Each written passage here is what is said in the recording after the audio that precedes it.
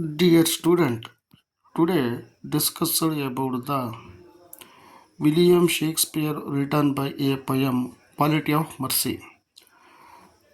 William Shakespeare is one of a great dramatist, great novelist, great poet, and 15th 16th century literature. He was a very popular dramatist and poet in England. ఈ contemporary Ben Jonson and some, but William Shakespeare drama Julius Caesar, Othello, Tempest, Romeo Juliet, much of dramas very wonderful one and another very so evergreen. But fact reality is in current events also some equally are similarly considered. Okay, Macbeth and Lady Macbeth, both of giant killed the Duncan, and some atrocities, banquet and the family destroyed. And Lady Macbeth is ambitious only future in settled a king with also. This type of Julius Caesar drama is evergreen, and Julius Caesar and conspirators, Brutus killing, and Julius Caesar is a famous king, and the Northern Star is also Khaled, and Antelo last tribute and using to the teach and evergreen and taught and a good orator and used a good opportunities opposite by contributors or Brutus teams. Okay, Casca, Brutus, he also on the same team. But Julius Caesar drama evergreen and Tempest. Tempest is a very wonderful and aerial songs also one and one Shakespeare all of dramas and beautiful and evergreen. Okay, William Shakespeare was born on April 23, 1564, Stratford Avon. He was regarded as the foremost dramatist of the time. The sonnet were composed between 1513 and 1601. Okay, Shakespeare is born on April 23, 1564 in London. Okay, childhood life he worked a bar, some works. Okay,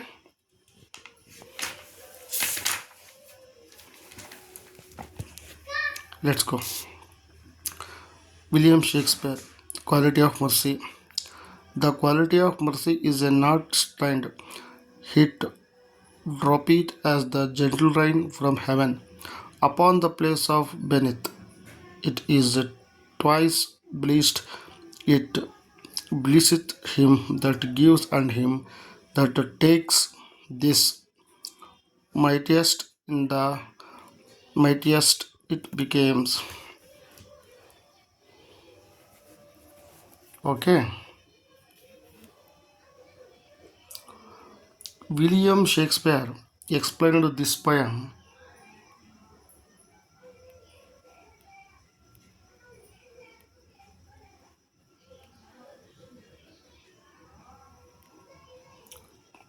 The poet says quality of mercy is never affected by anything.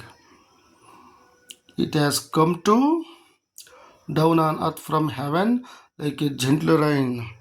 Gentle rain means is a wonderful and one by one drop it and kindly and mercy. Okay, you can know kindly and mercy is a belongs to the God. Okay, belongs to the God. Okay, as the raindrop is set down on the earth by good himself, and God mercy is a blessing of the given to the taker. ಈ ಒಂದು mercy ಮತ್ತು ಈ ಒಂದು mercy ಮತ್ತು ದಯಾಳು ಅನ್ನೋದು ಕೇವಲ ದೇವರ ಒಂದು ಪ್ರತಿರೂಪ ಮತ್ತು ದೇವರು ಕಳಿಸಿಕೊಟ್ಟಿರುವಂಥ ವರದಾನ. To give the mercy rewards to fame of appreciation of love, and it the lifesaver him from the avoiding punishment which would otherwise the suffered. Okay. ಈ ಮೊದಲನೇ ಒಂದು the quality of mercy is a not strain to drop it as a gentle rain from heaven upon the place of beneath. Stanza first. Shakespeare ಯಾವ ರೀತಿಯ ತಮ್ಮ ಅನಿಸಿಕೆಗಳನ್ನು ಹೇಳುತ್ತಿದ್ದಾರೆ ಅಂದರೆ, ಒಂದು ಕರುಣೆ ಎಂಬುದು ಶಾಂತ ರೀತಿಯಲ್ಲಿ ಮತ್ತು ಹೆವೆನ್ ಸ್ವರ್ಗದಿಂದ ಭೂಮಿಗೆ ಧರೆಗೆ ಬಂದಂತಹ ಒಂದು ಮಹಾನ್ ಚೇತನ ಎಂದು ಅವರು ಹೇಳ್ತಾ ಇದ್ದಾರೆ. ಓಕೆ. ದಯೆ, ದಯಾಳು, ಕರುಣೆ ಎಂಬುದು ಒಂದು ದೇವರ ಪ್ರತಿಬಿಂಬದ ರೀತಿ. ಅದು ಆಕಾಶದಿಂದ, ಸ್ವರ್ಗದಿಂದ ಹನಿಯ ರೂಪದಲ್ಲಿ, ಮಳೆ ಹನಿಯ ರೂಪದಲ್ಲಿ ಧರೆಗೆ ಬಂದಿದೆ. ಯಾವತ್ತೂ ಸಹ ಒಂದು ಶಾಂತ, ಒಂದು ಸೌಮ್ಯ ಸ್ವಭಾವದಿಂದ ಏನನ್ನು ಬೇಕಾದರೂ ಸಾಧಿಸಬಹುದು. ಯಾವುದೇ ರೀತಿಯ ಜಗಳ, ಯಾವುದೇ ರೀತಿಯ ಒಂದು ನೋವುಗಳಿಗೆ ಪಶ್ಚಾತ್ತಾಪವೇ ಇರೋದಿಲ್ಲ. ಆ ಥರ ಆಗೋದೇ ಇಲ್ಲ. ಅದರಿಂದ ದಯೆ, ಸೌಮ್ಯ ಎನ್ನುವುದು ದೇವರ ಒಂದು ಪ್ರತಿರೂಪ ಅಂತ ಹೇಳ್ತಾ ಇದ್ದಾರೆ. ಮತ್ತು ದೇವರೇ ಇದನ್ನು ಭೂಮಿಗೆ ಕಳಿಸಿದ್ದಾರೆ ಅಂತಲೂ ಸಹ ಶೇಕ್ಸ್ಪಿಯರ್ ಅವರು ತೀರಾ ಒಂದು ದಯೆಯನ್ನು ತುಂಬ ವಂಡರ್ಫುಲ್ ಡಿಸ್ಕ್ರೈಬ್ ಆಗಿ ವರ್ಣಿಸಿದ್ದಾರೆ. It is a twice blessed him give him the take this mightiest and mightiest became.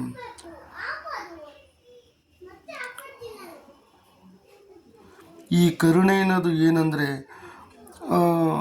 ಒಂದು ಕರುಣೆಯನ್ನು ಯಾರು ತೋರಿಸ್ತಾರೆ, ಆ ಕರುಣೆಯನ್ನು ಯಾರು ತಗೋತಾರೆ, ಅದರಿಂದ ತಗೊಂಡವ್ರಿಗೂ ಒಂದು ಅನುಕೂಲ ಮತ್ತು ಕೊಟ್ಟವ್ರಿಗೂ ಸಹ ಒಂದು ಉತ್ತಮವಾದಂಥ ಕೈಂಕರ್ಯ, ಒಂದು ಗುಡ್ ಕ್ಯಾರೆಕ್ಟರ್ ಅಂತ ಹೇಳ್ಬೋದು. ಅವರು ದಯೆ, ಟ್ರಸ್ಟ್ ಅಂತ ಹೇಳ್ಬೋದು. ಅದು ಕರುಣೆ ಕೊಡುವವನು ಮತ್ತು ತೆಗೆದುಕೊಳ್ಳುವುದು ದೇವರ ಸೃಷ್ಟಿಯಿಂದಾಗಿದೆ. ಕರುಣೆ ಅನ್ನೋದು ದೇವರ ಸೃಷ್ಟಿ. ಕಷ್ಟಕಾಲದಿದ್ದಾಗ ಒಬ್ಬ ಬಂದು ದಯೆಯಿಂದ ಒಬ್ಬರಿಗೆ ಸಹಾಯ ಮಾಡ್ದ ಅಂದರೆ ಅದು ದೇವರೇ ಕಳಿಸಿಕೊಟ್ಟಿರುವ ಒಂದು ಕರುಣೆಯ ರೂಪದ ಒಂದು ವರದಾನ. ದೇವರೇ ಅವರಿಗೆ ಒಂದು ಸಹಾಯವನ್ನು ಮಾಡಿದ್ದಾರೆ ಎನ್ನುವ ಅರ್ಥದಿಂದ ಶೇಕ್ಸ್ಪಿಯರ್ ಅವರು ವಿಮರ್ಶಕವಂತಕ್ಕೆ ಹೇಳಿದ್ದಾರೆ.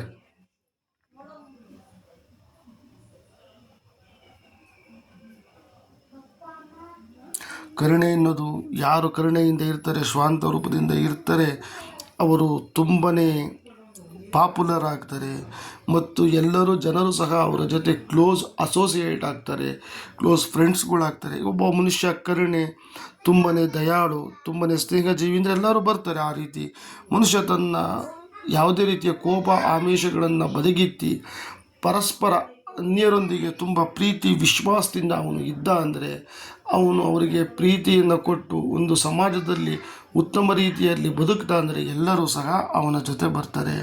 ಅವನು ಖ್ಯಾತಿಯನ್ನು ಮತ್ತು ಪ್ರಖ್ಯಾತಿ, ಮೆಚ್ಚುಗೆ ಎಲ್ಲರಿಂದನೂ ಸಹ ಪ್ರೀತಿಯಿಂದ ಸಂಪಾದನೆಯನ್ನು ಮಾಡಬಹುದು. ಕರುಣೆ ಅನ್ನೋದು ಎಲ್ಲವನ್ನು ಕೊಡುತ್ತದೆ.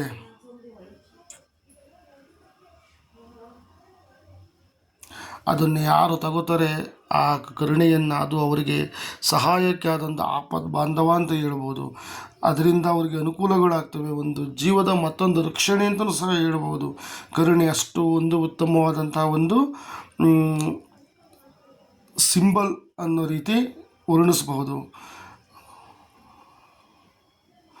ಮತ್ತು ಕರುಣೆ ಎಂದು ಇದ್ದರೆ, ಈಗ ಯಾರನ್ನೇ ಆಗಲಿ ಒಂದು ಕಷ್ಟದಲ್ಲಿದ್ದಾಗ ಅವರಿಗೆ ಸಹಾಯವನ್ನು ಮಾಡಿದ್ರೆ, ಒಂದು ರಸ್ತೆ ಅಪಘಾತದಲ್ಲಿ ಒಬ್ಬರು ಹೋಗ್ತಾ ಇದ್ರಿಂದ ಅವರಿಗೆ ಸೂಚನೆ ಕೊಡೋದ್ರಿಂದ ಹಿಡಿದು, ನದಿಗೂ ಎಂದು ಬಾವಿಗೆ ಯಾರಾದ್ರನ್ನ ಕಾಪಾಡೋದ್ರಿಂದ ಹಿಡಿದು, ಯಾಕೆ ಕಾಪಾಡ್ತಾರೆ? ಒಂದು ಕರುಣೆಯಿಂದ, ದಯೆಯಿಂದ, ಅಯ್ಯೋ ಪಾಪ ಅನ್ನೋ ಜೀವನ ಒಂದು ರಕ್ಷಣೆಯನ್ನು ಕೊಡ್ತಾರಲ್ವ. ಅದು ಯಾವ ರೀತಿ ಅಂದರೆ, ಅವರ ಒಂದು ಪಾಪದಿಂದ ಅವ್ರಿಗೆ ಆಗುವಂಥ ಕಷ್ಟದಿಂದ ಪಾರು ಮಾಡಿದ ರೀತಿ, ಆ ಒಂದು ಶಿಕ್ಷೆಯನ್ನು ದೇವರು ಕೊಟ್ಟ ಶಿಕ್ಷೆಯನ್ನು ತಪ್ಪಿಸಿದ್ರಲ್ಲ ಕರುಣೆ, ಬೇರೆಯವ್ರ ಮುಖಾಂತರ, ಅದು ಅವರ ಒಂದು ಶಿಕ್ಷೆಯನ್ನು ತಪ್ಪಿಸೋದೇ ಕರುಣೆ.